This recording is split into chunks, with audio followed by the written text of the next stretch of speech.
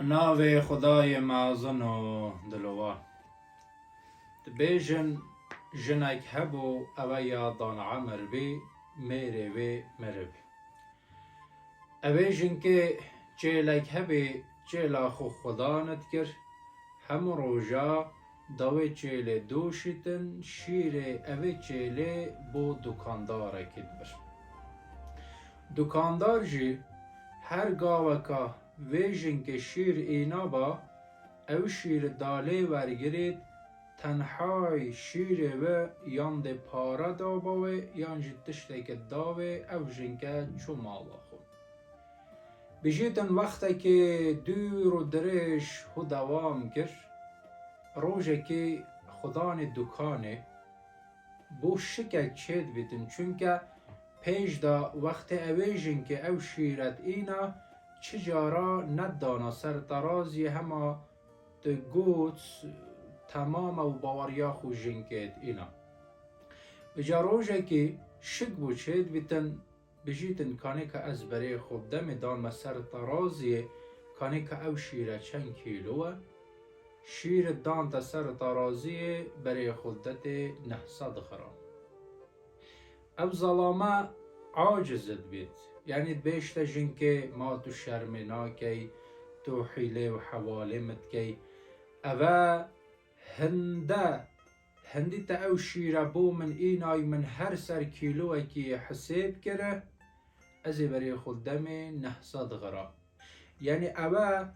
هنده وقت تو سر 900 غرام او شیره ده من هر جار تو 100 غرام متأخیه ضرره ما اوه وجدانه ما تو خود ناترسه تو بو چه حیلات کی او خدان دکانه بشته اوه جنکه او جنکه بشته خدان دکانه بجیتن والله من مال چه ترازی نینن که از و شیره بپیوم اما جارکی از هاد ما دکاناتا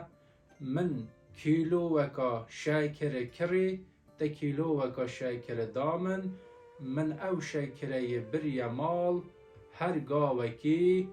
جه ترازی از شیره خلبر و شاکره دم و تو یعنی او شیره بودت اینو نبیجه خدان دکانه او حیله یالوی جنکه کره چونکه خالا جنکه دا کیلو وکا شاکری یا بره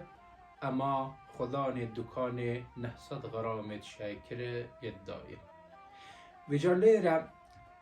یه شرمه بکت یه حیله و حواله کره خدان دکانه یا دکانداره چونکه جه کیلو وکی او انسانه 900 غرامت شاکری یدایه